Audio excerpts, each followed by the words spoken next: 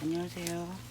오늘은 조금 흔히 먹는 식재료는 아닌데 조금 색다르고 하지만 맛있는 식재료 한 가지를 소개해 드리려고 합니다. 그 강진에 사시는 제가 친한 농부 아저씨께서 보내주신 식재료 중에 하나예요. 저도 처음 먹어보는 거였는데 여러분께 소개해 드리기 위해서 가장 이 재료로 많이 해먹는다는 음식 두 가지를 해서 먹어봤는데 굉장히 괜찮더라고요. 그래서 여러분께도 소개해 드리려고 합니다. 이게 딱 보기에도 뭐 같으세요?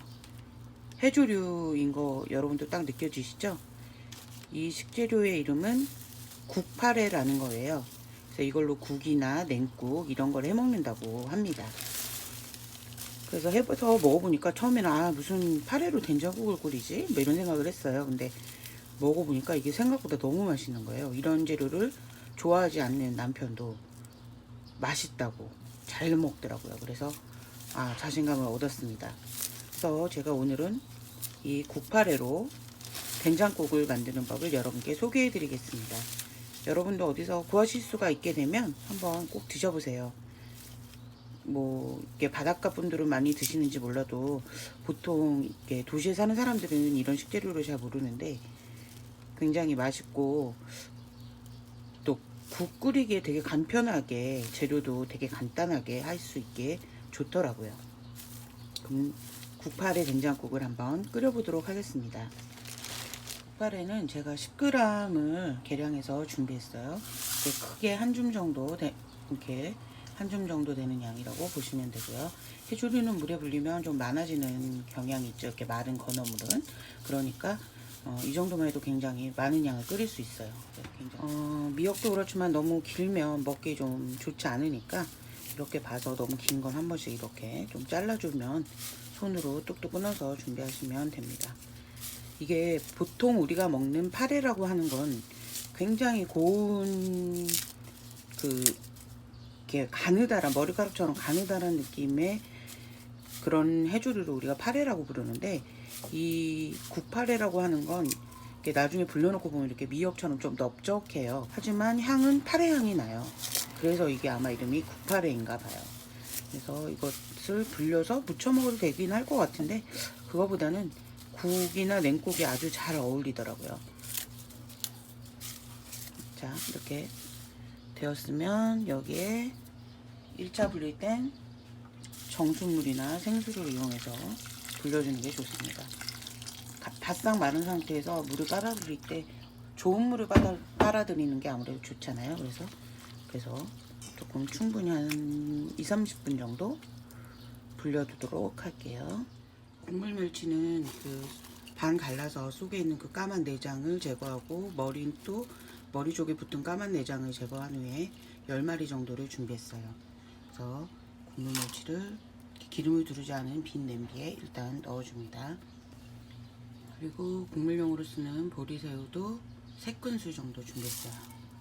네, 이 상태에서 멸치와 새우를 넣고 이 상태에서 한번 볶아줄 거예요.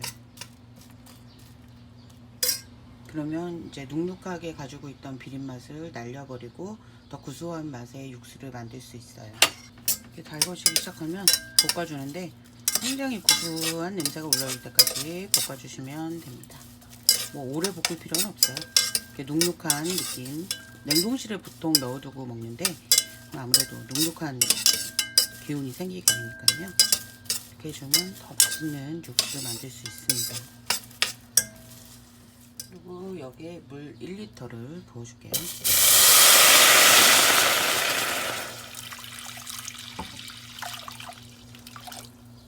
이렇게 조각으로 잘라둔 다시마 5장 넣어주시고요.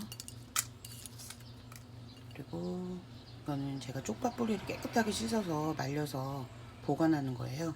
이걸 넣으면 국물 맛이 훨씬 좋아지니까 이것도 한 5개 정도 되네요. 쪽파 5개 분량의 뿌리 말려둔 것을 넣어주겠습니다. 물론 없으면 이건 생략하셔도 괜찮아요. 그리고 푹 끓여서 육수를 내도록 할게요. 국발에는 이렇게 담가두었던 걸 바락바락 문질러주면 거품이 나와요. 이걸 이렇게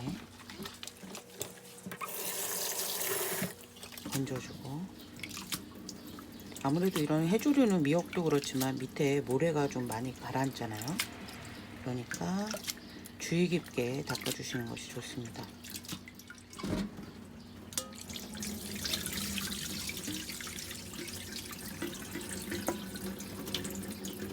밑에 보시면 보이시는지 모르겠는데 이렇게 흙 같은 게 좀 가라앉아요. 그러니까 이게 없을 때까지 여러 번 헹궈 주시는 거예요. 보이시죠? 여기 진흙 같은 거 약간 보이는 거, 그러니까 이게 없을 때까지 헹궈 주시는 겁니다.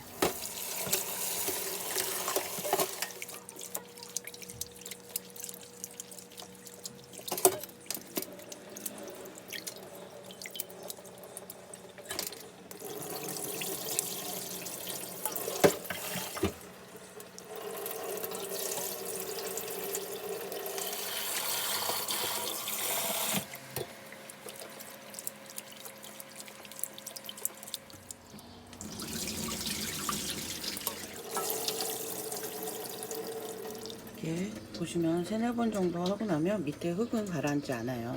그러니까 이럴 때까지 한 3-4번 헹궈 주시면 되는 거죠.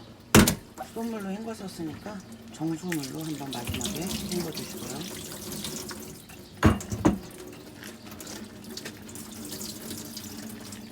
물기를 꼭 짤 필요는 없습니다. 자, 파래를 씻는 중에 육수가 맛있게 끓고 있죠. 불을 일단 한번 꺼줘요. 그리고 잠깐 놔두면 이제 뜨거운 상태니까 스스로 육수가 우러납니다. 계속 팔팔 끓이실 필요는 없더라고요. 자, 양파를 조금 넣을게요. 해조류가 들어가는 데는 파를 넣지 않는 게 좋다고 하더라고요. 그래서 특히 미역국 끓일 때는 파를 안 넣잖아요. 그와 같이 저도 파래 된장국에 파를 넣지 않기로 했습니다. 그래서 양파를 한 4분의 1개 정도 먹기 좋게 그냥 이 정도 사이즈로 채 썰어서 준비할게요. 이 양파 워낙 큰 양파라. 그리고 청양고추도 이렇게 반을 길게 갈랐어요. 이거를 잘게 썰어요.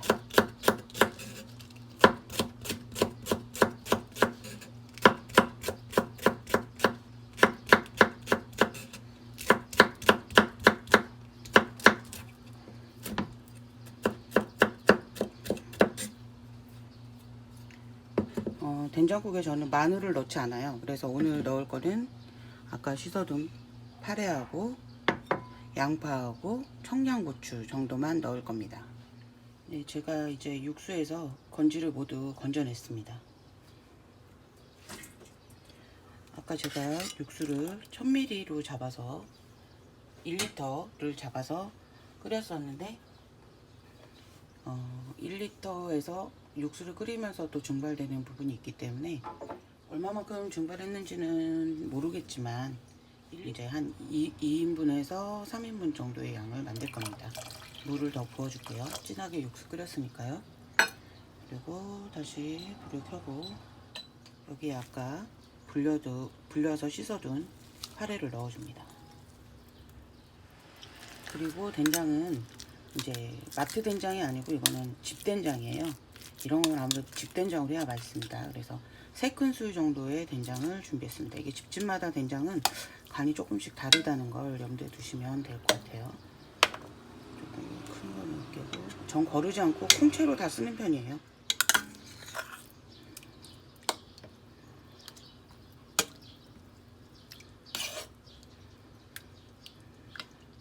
넣고 여기에 아까 썰어둔 양파하고 청양고추를 넣어줍니다.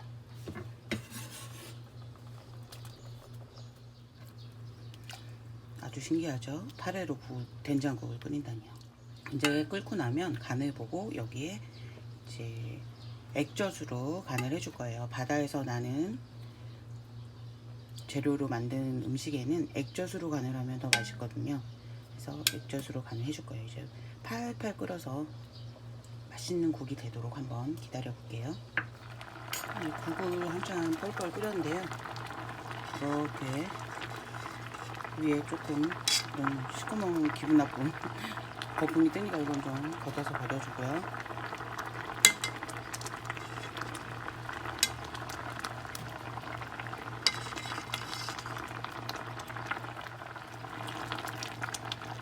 간을 이제 좀 보겠습니다. 간을 좀 보겠습니다. 간을 조금만 하면 될 것 같아요. 여기 저는 액젓을 한 숟가락, 한 큰술 정도 넣어주겠습니다. 집집마다 입맛이 다르니까 이거는 이제 넣는 양은 또 된장 간에 따라서 조금씩 바뀌어야 되겠죠. 자, 그러면 완성이에요. 정말 간단하죠? 보기에는 조금 안 예쁘긴 해요. 사실 색깔도 그렇고 빨간 고추 같은 거 있으면 하나 쫑쫑 썰어서 넣어주셔도 색이 좀 더 예뻐 보일 것 같긴 합니다. 자, 국파래로 끓인 파래된장국이 완성되었어요. 아마 이 음식 처음 보시는 분들도 많으실 거예요. 저도 최근에 알게 되어서 먹어보게 된 음식인데 뭔가 이게 파래밖에 넣지 않은 것 같은데 허니 말에 의하면 해물탕 맛이 난대요. 그만큼 굉장히 단순한 재료로 끓였지만 바다의 깊은 맛이 나는 그런 된장국입니다. 생소하게 느껴지시겠지만 속도 확 풀리고 정말 개운하고 맛있어요. 여러분께 한번 권해드리고 싶어요. 여러분도 기회가 되신다면 국파래를 이용한 된장국에 한번 도전해보세요. 다음에는 국파래로 파래 냉국을 한번 만들어서 여러분께 또 소개시켜 드릴게요. 파래가 보이시나요? 이렇게 맛있는 파래 된장국 잘 먹겠습니다. 다음에 다시 만나요.